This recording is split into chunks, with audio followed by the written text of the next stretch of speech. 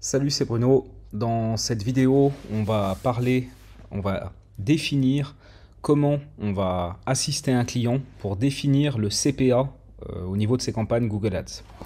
Donc ça, c'est quelque chose qui revient souvent en fait au niveau de la communauté. On m'a fait cette demande récemment et on m'a dit c'est pas si simple pour nous de savoir comment guider le client parce que finalement les clients, selon le niveau de maturité qu'ils vont avoir, il y en a qui n'auront aucune idée de qu'est-ce que c'est le CPA maximum qu'ils vont pouvoir investir sur la publicité. Et donc, l'objectif de cette vidéo, c'est de vous donner une méthode pour que vous puissiez assister vos clients et faire les calculs avec eux et arriver à obtenir le CPA maximum qu'ils vont pouvoir investir tout en restant rentables au niveau de leur activité. Donc déjà, cette vidéo, elle est vraiment focalisée sur les activités de service, ce qu'on peut aussi appeler de la génération de prospects, on va dire. Donc le CPA, ce qu'on appelle aussi le coût par conversion au niveau des campagnes Google Ads, ça va déterminer le prix auquel votre client il va vouloir payer pour une conversion. Donc en génération de prospects, dans une activité de service, c'est souvent le coût par prospect. En e-commerce, ça va être le coût par vente, même si généralement en e-commerce, on ira plutôt sur le retour sur investissement. Donc la partie e-commerce, on la verra dans 2 autres vidéos. C'est une espèce de mini-série en 3 vidéos. Et donc cette vidéo, elle est vraiment dédiée aux activités de service, à la génération de prospects. La prochaine sera également sur le CPA, mais dans un cadre e-commerce. Et la dernière sera sur le ROAS cible, dans une activité de type e-commerce. Donc comment on va faire pour définir un CPA dans une activité de service, dans une activité de génération de prospects? Dans un premier temps, il va falloir définir la valeur d'un prospect. Donc pour ça, c'est relativement simple. En fait, on va suivre ces 4 étapes. Combien de prospects faut-il en moyenne pour obtenir un client? Combien est-ce qu'on gagne par client? Combien de fois un client revient? Et donc, quelle est sa valeur à vie? Alors, je vais essayer de rendre ça le plus concret possible en vous expliquant d'un côté la théorie et tout de suite, immédiatement après, on va mettre ça en application. Donc si on met en application ce qu'on vient de voir ici, le client est un psychologue et il lui faut en moyenne 3 prospects pour avoir un client. Donc il va être contacté par 3 personnes et finalement, en moyenne, sur ces 3 personnes, une va devenir client. Une consultation, elle ramène 60 € de chiffre d'affaires. Et donc un prospect, il a une valeur théorique de 20 € en moyenne. Puisque s'il faut 3 prospects pour avoir un client qui ramène 60 €, ça veut dire qu'en moyenne, un prospect, il a une valeur de 20. Un client, il va revenir en moyenne 10 fois voir son psychologue. On va dire que notre psychologue propose des psychothérapies en 10 séances, on va dire.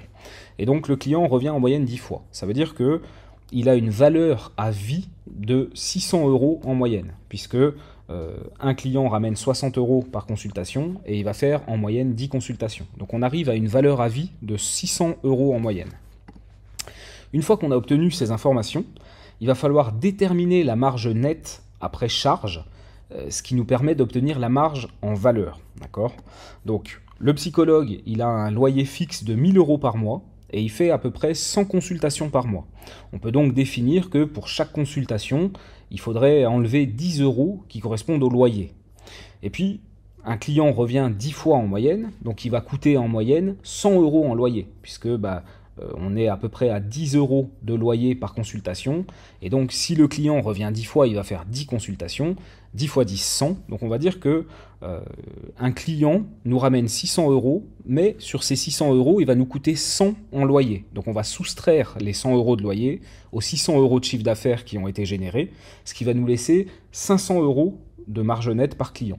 Mais le psychologue, il faut bien qu'il se paye. Et puis, il va se payer à peu près 2000 € par mois. Donc, ça veut dire que s'il se paye 2000 par mois et qu'il fait à peu près 100 consultations, ça veut dire que par consultation, il va avoir à peu près 20 € de salaire qu'il va falloir déduire là aussi. Donc, toujours en partant de l'hypothèse que le patient, le client, revient 10 fois pour 10 consultations, 10 fois 20, ça fait 200 €.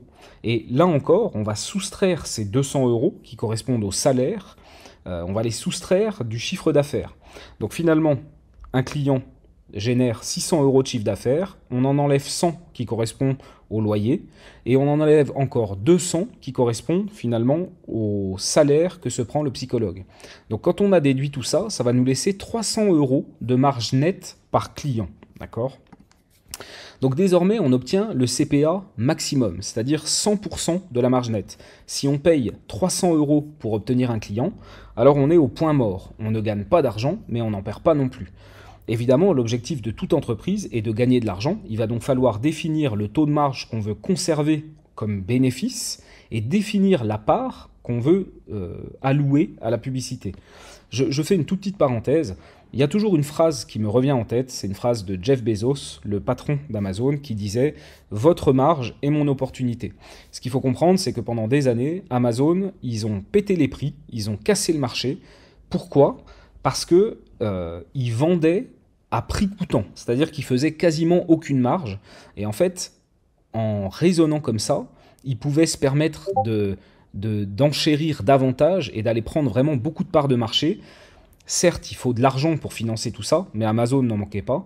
Et une fois qu'ils ont complètement pété le marché, qu'ils ont tué la plupart des concurrents parce que les concurrents ne pouvaient pas s'aligner sur leur prix et ni même sur les enchères publicitaires, à ce moment-là, une fois qu'ils ont tué tout le monde, ils ont augmenté leur prix et ils se sont dit bah maintenant on va faire de la marge. C'est une stratégie comme une autre, c'est une stratégie de requin, mais c'est aussi ça le capitalisme parfois.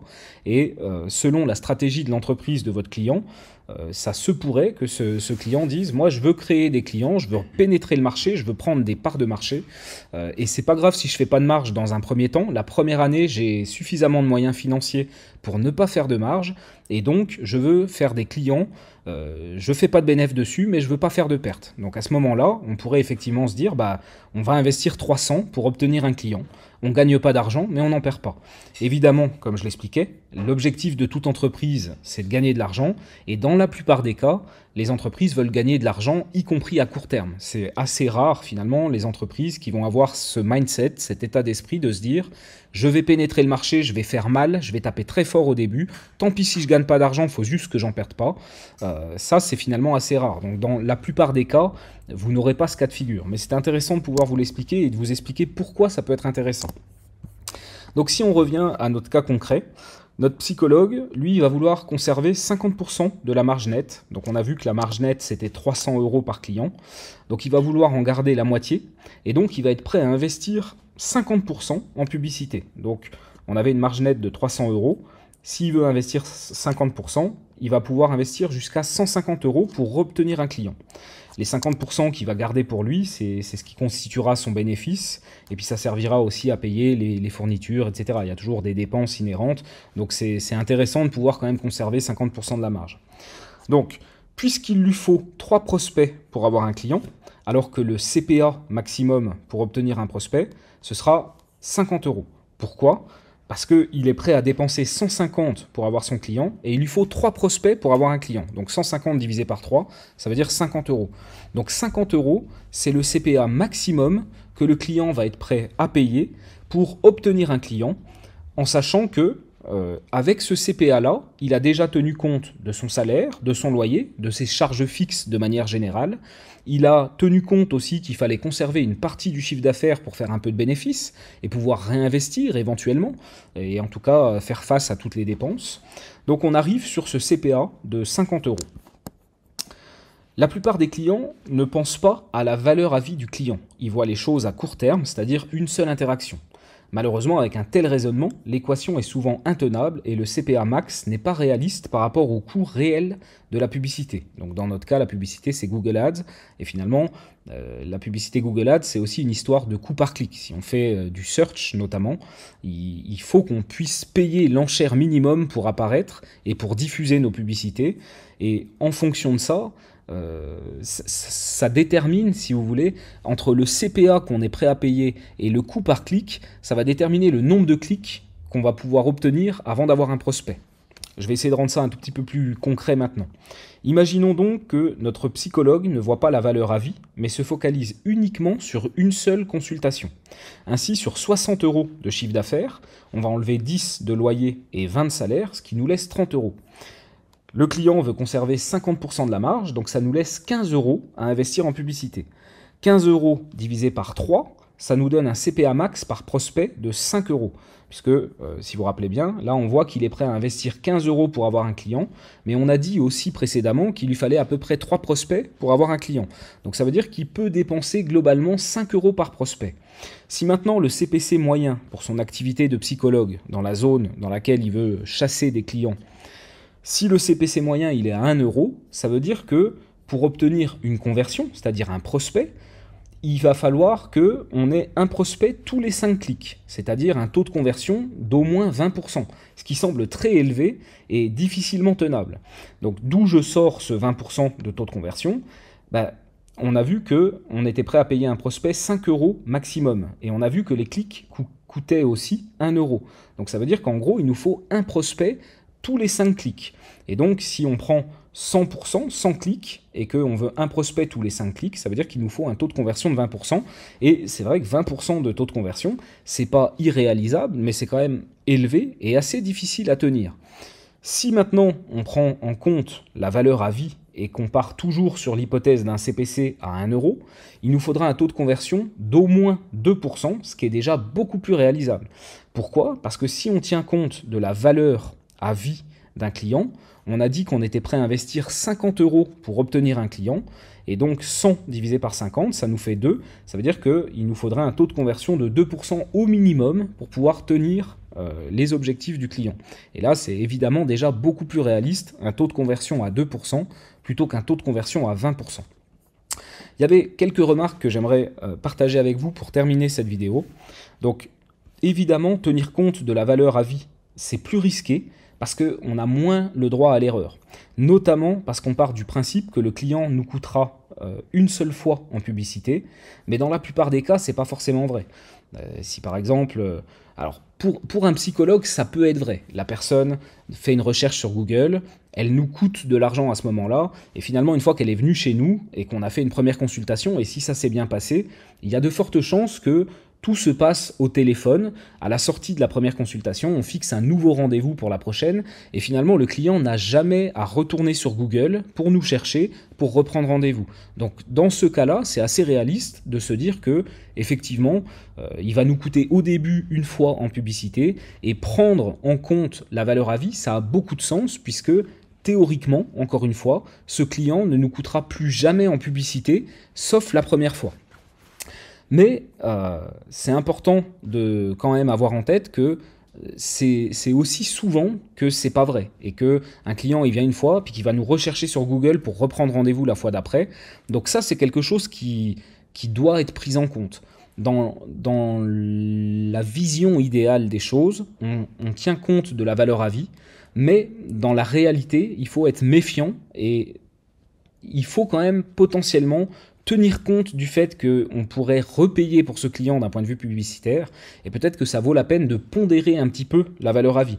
Peut-être que plutôt que de prendre 100% de la valeur à vie du client, on pourrait en prendre 70% ou peut-être même 50%, mais comme ça, on va mitiger le risque. On est meilleur que si on regarde les choses uniquement sur une seule interaction, c'est-à-dire une seule consultation, mais on ne prend pas trop de risques non plus en se disant c'est quand même pas impossible qu'on repaye pour de la publicité pour ce client-là à un moment ou à un autre, donc plutôt que de prendre 100% de la valeur à vie, on pourrait n'en prendre que 50%.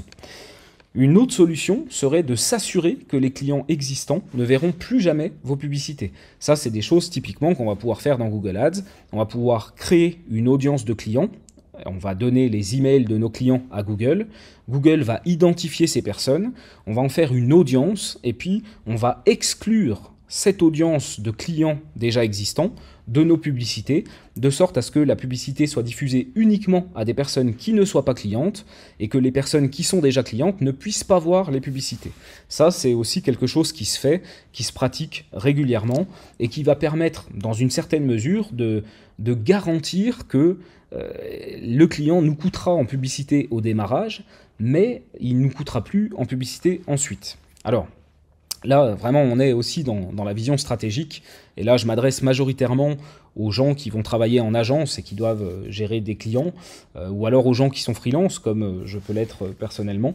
Et moi, je prends le parti de dire que notre rôle, évidemment, c'est de gérer les campagnes et de les optimiser et d'en tirer le meilleur profit. Ok. Mais on est beaucoup plus que ça. On doit être des conseillers business. Ça, c'est vraiment des choses que je prône depuis des années et des années. Conseiller business avec une approche transverse. On n'est pas seulement avec des œillères à regarder que Google Ads. On va aussi regarder le tracking, les landing pages, le copywriting, l'offre, etc., etc. Donc, je prends le parti de dire que notre rôle, c'est aussi de conseiller et d'aider nos clients à développer la valeur à vie de leurs clients et de les aider à trouver comment fidéliser les clients davantage ou alors les accompagner à développer des abonnements, je dirais de manière générale plus de récurrence, s'assurer qu'un client va revenir plusieurs fois.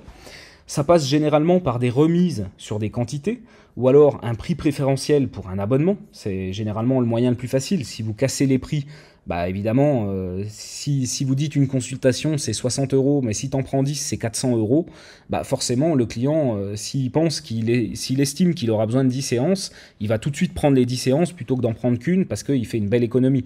Donc c'est en ça que c'est le moyen le plus facile. Par contre, c'est le moyen le plus facile, mais c'est aussi le meilleur moyen de détruire de la marge. Donc il faut faire très attention avec la promotion et les réductions sur le tarif. Un autre moyen qui va être complémentaire, ça va être d'augmenter la fidélisation. Alors généralement, un bon moyen de le faire, ça va être grâce au contenu et à l'emailing. En fait, on va alimenter nos clients par du contenu qui va être pertinent pour eux.